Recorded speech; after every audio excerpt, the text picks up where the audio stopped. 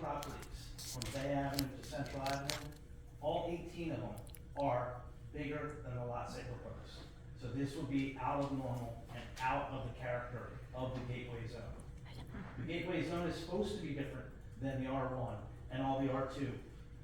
Out of those lots, 9 of the 18 lots are residential lots.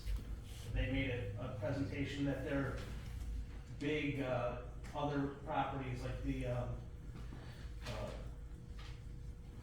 trade winds and the AC electric facility. They're not all that way. Half of them are residential property. So it just doesn't make sense. What they're comparing it to doesn't match with the neighborhood. Further, what they're proposing parking-wise is absurd. There is, out of the parking, there was 11 parking spots on the previous development, if you wanna go back to that. The lot that was turned into a single-family home had 8 stacked parking spots for employees for parking. And then there was 2 off of West Avenue and 1 off of the alley. So there was 11 previously. They're proposing none for the commercial. On top of that, they're adding in residential. They're supposed to have 26 parking spaces, I believe, and they're proposing 12. So they're negative 14.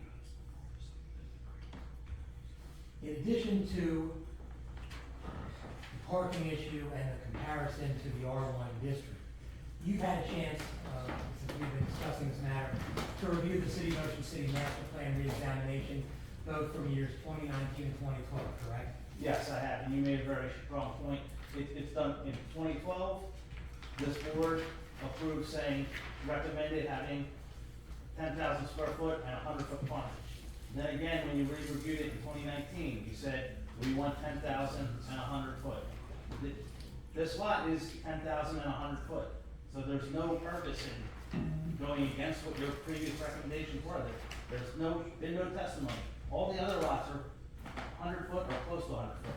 On top of that, when you take in the 13 foot that's gonna be taken away at some point when they widen out 34th Street, that'll knock this lot down to 87 feet without the approvals. When you do it the other way, that 6,000 or 60 foot lot then goes down to a 47 foot wide lot. So you have a 40 foot wide lot and a 47 foot wide lot instead of the 87 after the right of way, when they expand the right of way.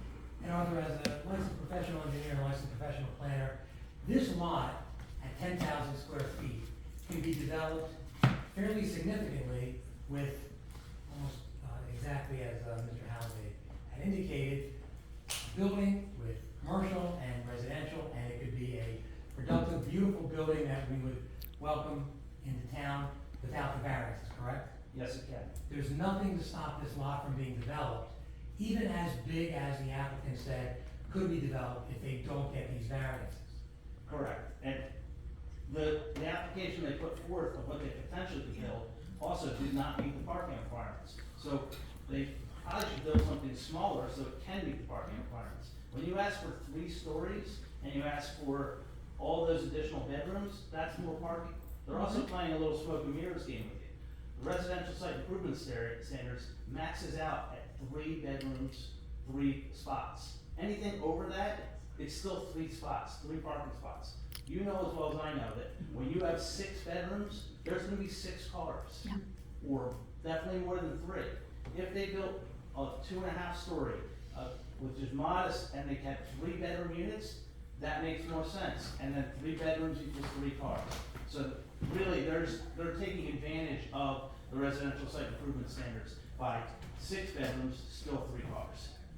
And ultimately, if this were developed, as one lot, the property owner could develop it with mixed use of residential and retail, just like the proposal for the 2 properties is being put forth tonight, right? Yes, they could.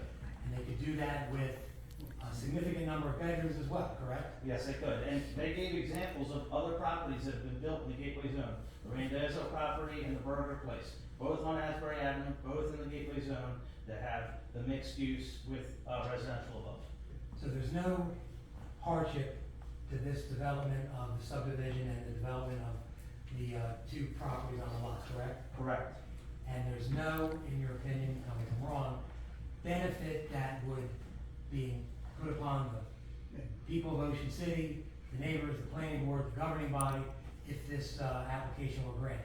There's no benefit, it's a detriment. The negative on the parking is gonna be a burden upon the neighborhood. It's gonna, make it so less people can go to the playground, because those parking spots will be taken up by people who have to go to work there. So less utilization of the facilities that the city has in place. Would it be fair to say that other than the benefit to the owner of the property, there is no benefit to anybody else as a result of this application? That's correct, this is the definition of overdevelopment. And to the extent this board were to deny this application and the applicant came in with a by right plan to build something that doesn't require any variances at all for parking or for lot coverage or any of the setbacks, they could do that on one lot, no subdivision, and it would still be a pretty good project, and it would still be big, and it would still be lucrative, of course, which is why the developer is building this, in your professional opinion. Yes, it would be. I do have some, unless the board has any questions for Mr. Chu, I do have some statements that I do want to read on behalf of my clients. Do we have any questions for Mr. Chu at this point, that we can bring him back if necessary? Okay. Thank you.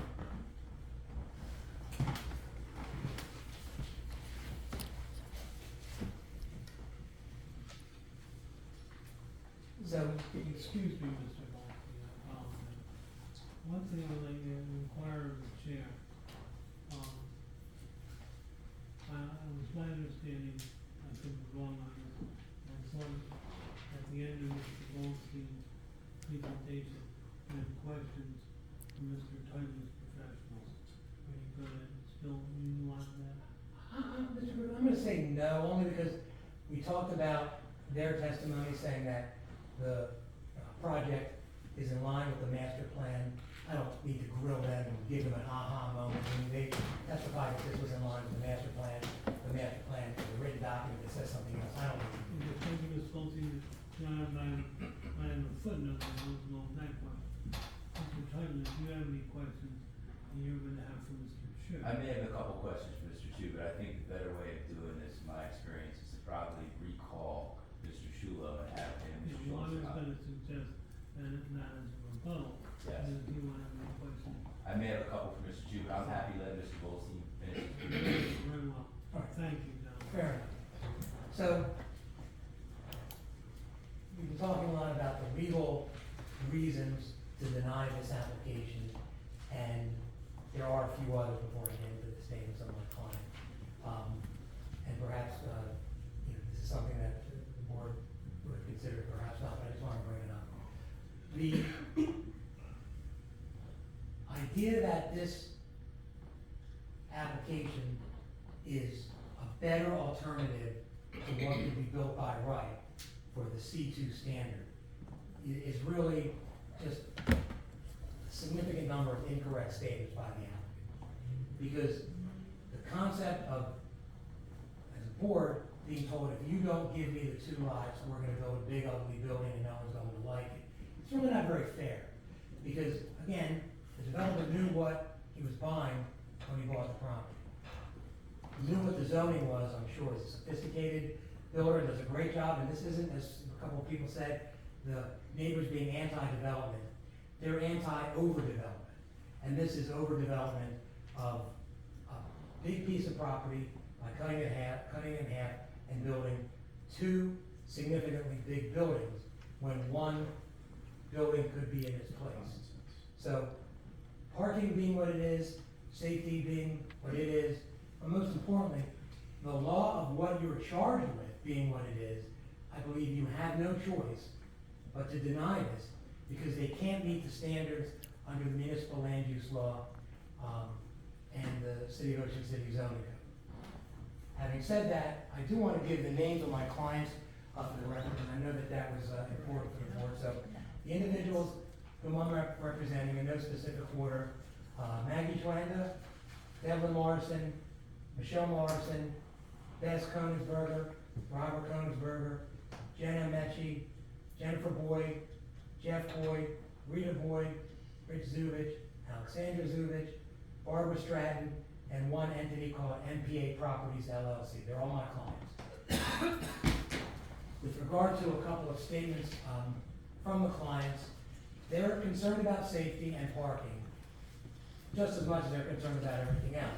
But there is a human aspect to this, which a lot of the other people have already stated, which I'd like to state, on behalf of, some of my clients as well. So, this is regarding, Mr. Koenigsberg. He lives at 3420 West Avenue, which is the third house from the site.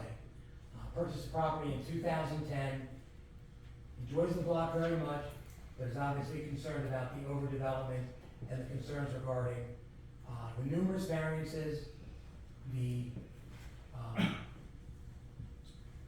children and grandchildren who are going to be playing in the backyard and alleyway, significant increase in noise, traffic, development over much of the block.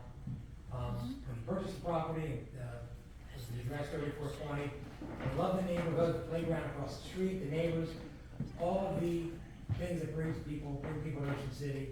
And he thinks that the proposed development, adding all that's attempted as part of the application to be added, is just too much. It's again, overdevelopment, increased parking in front of his house, he's very much against.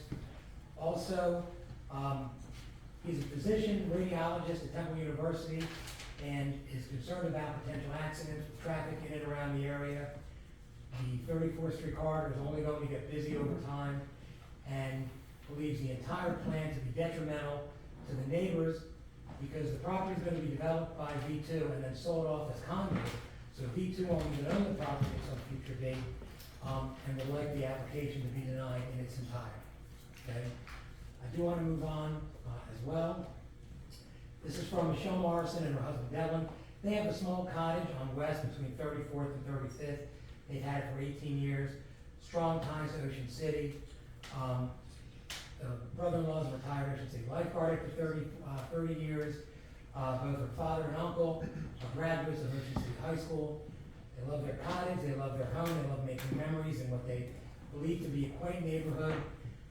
They want to continue to live comfortably in the neighborhood and support future grandchildren and have a safe environment. And they clearly support development, but not overdevelopment, and don't want to see the 3 full stories, the tunnel effect on the corner blocking sunlight and breeze. Don't want to see variances to allow all the additional parking to be set in, squeezed into a small, tight area. And they said, clearly, like I said, this land is large enough to be developed with existing zoning regulations without approving the variances and doing the one lot to be what we would consider to be by right. Her husband Devlin feels the same way, wants to continue to enjoy their property as best they can, living comfortably in the neighborhood, not overdeveloped with parking problems, overdeveloped with numerous units, with Airbnb, with basically 24 to 25 bedrooms, kind of like a hotel which would be developed there. And again, not having V2 own and operate the properties because they're going to be sold off.